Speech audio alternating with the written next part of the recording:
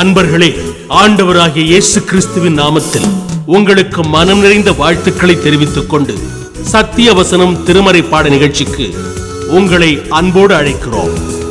சத்திய வசனம், இது தேவனின் வசனம்.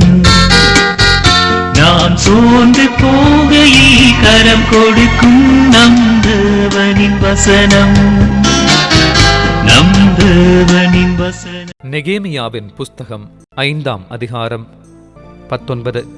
என் தேவனே, நான் இந்த ஜனத்துக்காக செய்த எல்லாவற்றின் படியும் எனக்கு நன்மையுண்டாக என்னை நினைத்தருளும். கர்த்தருக்குள் பிரியமானவர்களே, ஆண்டவராகிய இயேசு கிறிஸ்துவின் புண்ணிய நாமத்தினாலே சத்தியவசன நிகழ்ச்சியை காண்கின்ற உங்கள் ஒவ்வொருவரையும் ஆண்டவர் ஆசீர்வதிப்பாராக.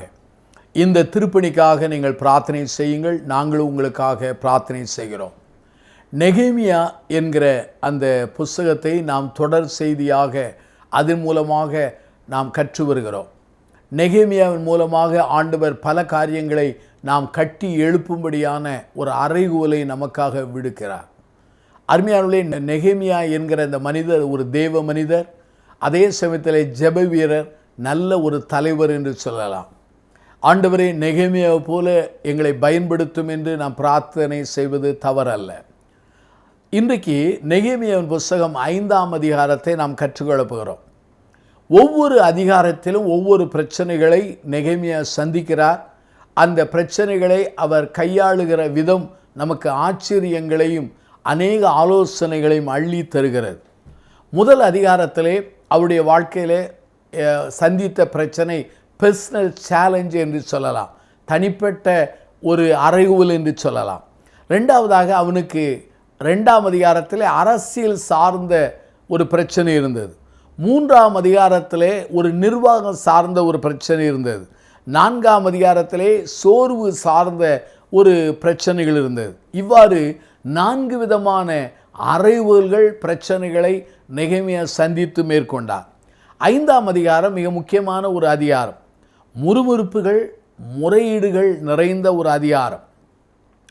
ஒருவேளை 4ஆம் அதிகாரத்திலே வெளிப்படையான விரோதிகளினாலே அல்லது வெளியே இருந்து வருகிற விரோதிகளினால் வந்த பிரச்சனைகளை நெகேமியாவும் யூத ஜனங்களும் சந்தித்தார்கள்.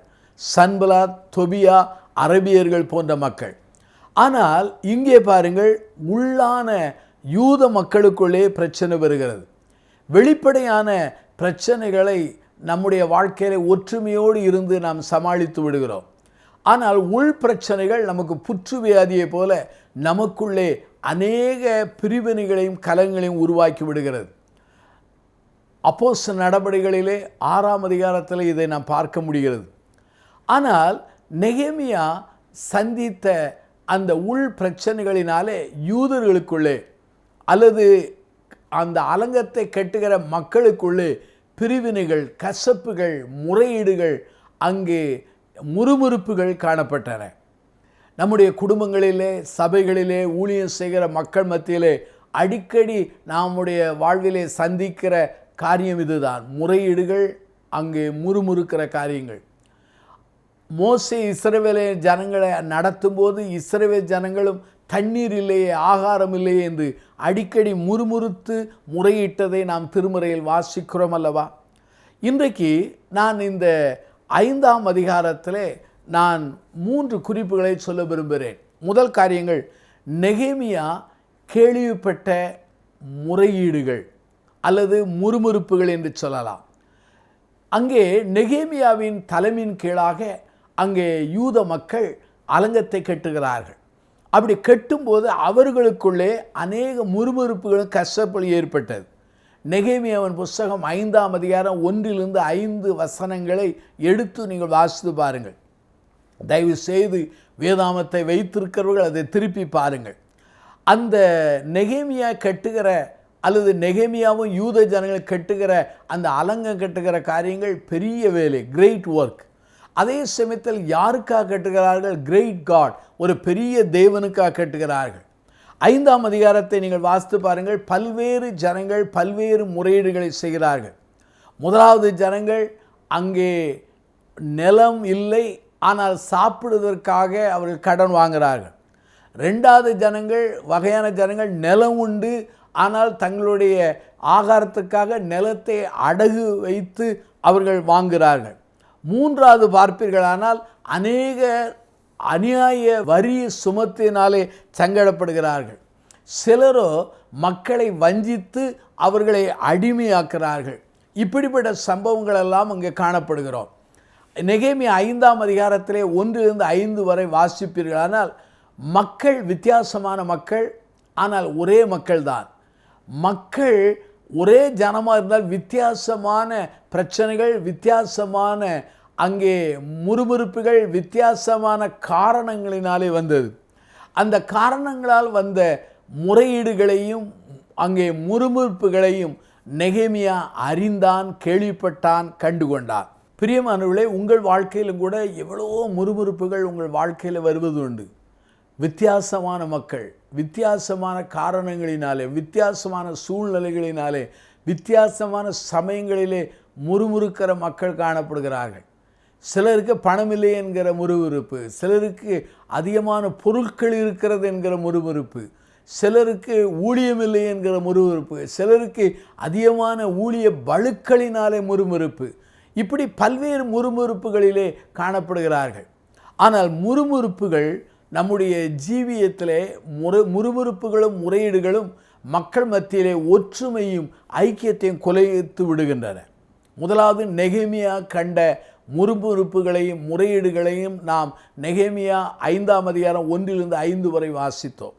ரெண்டாவதாக நெகேமியா இந்த முறுமுறுப்புகள் அல்லது இந்த முறையீடுகளை, அதனால் ஏற்பட்ட கலகம், பிரிவினைகள், மோதல்களை தவிர்க்க அல்லது நீக்க அவர் என்ன நடவடிக்கை செய்தார் என்பதை சொல்ல விரும்புகிறேன்.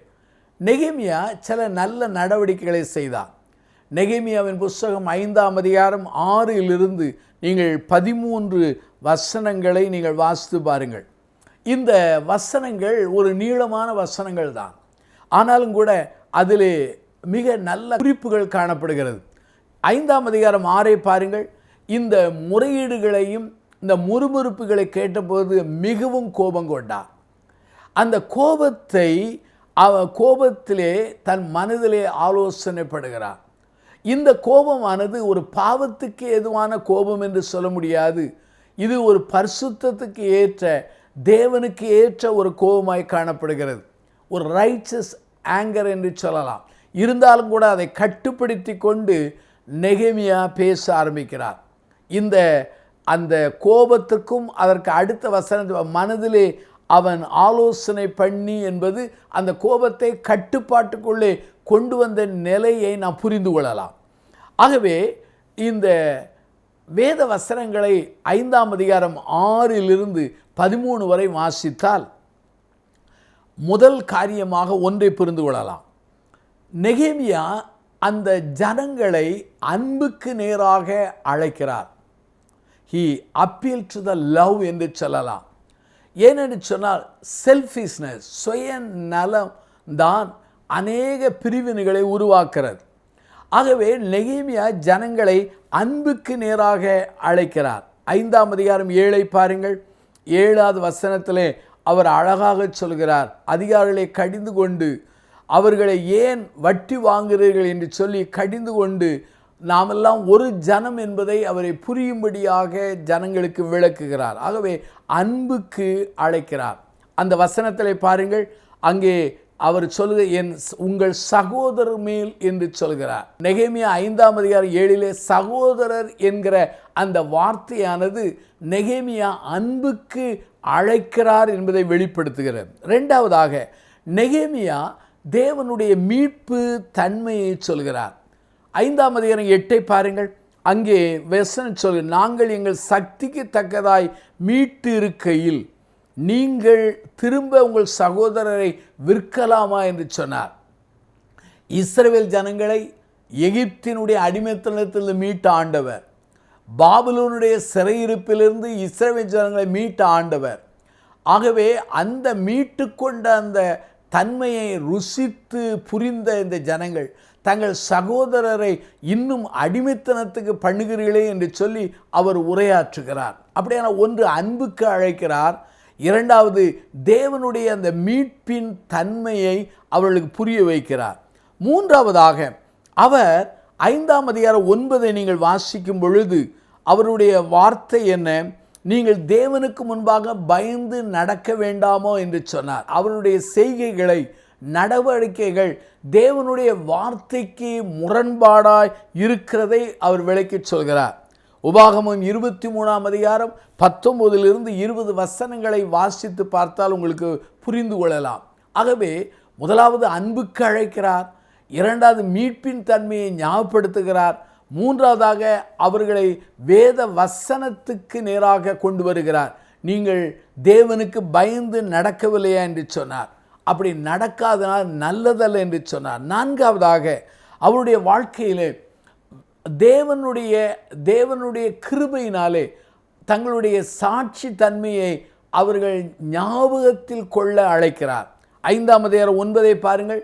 இவளுடைய நடவடிக்கைகள் தேவனுக்கு அது மகிமையை கொண்டு வராது, புறஜாதிகள் தேவனை தூஷிப்பதற்கு ஏதுவாகிற தன்மையாய் காணப்படும் என்பதை அவர் விளக்கிச் சொல்கிறார். அங்கே 5ஆம் அதிகாரம் 9 பாருங்கள். அங்கே தம்முடைய பகுஞ்சராகிய புறஜாதியார் நிந்திக்கு நிமித்தம் உங்களுடைய நடவடிக்கைகள், உங்களுடைய செயல்கள், நீங்கள் பிறரை அடிமைப்படுத்துகிற காரியங்கள், பிறருக்கு அநியாய வட்டி வாங்குகிற அந்த நிலை காரியங்கள், இவைகளெல்லாம் தேவனுக்கு மகிமையை கொண்டு வராது, புறஜாதியார் தேவனை நிந்திப்பதற்கு ஏதுவாகும், அவை சாட்சி கெட்டு போகிறதை அவர் விளக்கிச் சொல்கிறார். அது மாத்திரமல்லாமல் தன்னுடைய செயலை அவர்களுக்கு முன்பாக மாதிரியாக வைக்கிறார். 10வது வாக்கியத்தில் பாருங்கள். நானும் என் சகோதரரும் என் வேலைக்காரி இவ்விதமாக அவர்களுக்கு பணமும் தானியமும் கடன் கொடுத்திருக்கிறோமா, இந்த வட்டியை விட்டு விடுவோமா என்று சொன்னார். நெகேமியாவும் அவனுடைய கூட்டாளிகளும் இந்த தவறான நடவடிக்கைகள் அவர்கள் கையாளவில்லை, நேர்மையான காரியத்தை செய்திருக்கிறோம், ஆகவே இதை விட்டுவிடுங்கள் என்று சொல்லி அழைத்து தன் மாதிரியை சொல்கிறார். கடைசியாக அவர் சொல்கிற ஒரு காரியம், இதையெல்லாம் செய்ய நீங்கள் மறுப்பீர்கள் என்றால் தேவன் நியாயம் தீர்ப்பார். அங்கே 5ஆம் அதிகாரம் 13 பாருங்கள். என் வஸ்திரத்தை உதறி போட்டு இந்த வார்த்தையை நிறைவேற்றாத எந்த மனிதனையும் அவன் வீட்டிலும் அவன் சம்பாதியத்தில் இருந்து தேவன் உதறி போட கடவர் என்று சொல்லி தேவனுடைய நியாய தீர்ப்பை அவர் சொல்ல ஆரம்பிக்கிறார். அருமையான என் சகோதர சகோதரிகளே, ஆகவே நெகேமியா குற்றச்சாட்டுகளை அல்லது முறையீடுகளை அல்லது முறுமுறுப்புகளை கேட்டதோடு நின்று விடாதபடி அந்த முறையீடுகள் அல்லது முறுமுறுப்புகளை அகற்றுவதற்குரிய புத்திமதிகளை சொல்லி நடவடிக்கைகளை மேற்கொள்கிறார். அருமையான என் சகோதர சகோதரிகளே, குடும்பங்களிலே, சபைகளிலே, ஊழியங்களிலே, தேசத்திலே முறையீடுகளும் முறுமுறுப்புகளும் ஏற்படும் போது அதை கண்டும் காணாமல் விட்டுவிடுவோமானால் அது வளர்ந்து புற்றுவியாதியை போல நம்மை அழிக்கிற நிலைக்கு கொண்டு வந்துவிடும். பழைய கால தலைவர்களெல்லாம் முறுமுறுப்புகள், பிரச்சனைகளை அங்கே முளையிலே கிள்ளி எழுந்தார்கள். இப்போது இருக்கிற அநேகர் அதற்கு உரமிட்டு வளர்ப்பதை நாம் கண்ணாலே பார்த்திருக்கிறோம். ஆகவே தான் நெகேமியா என்கிற மனிதன் அப்படிப்பட்டவர் அல்ல, அதை தீர்க்க நடவடிக்கை செய்கிறார்.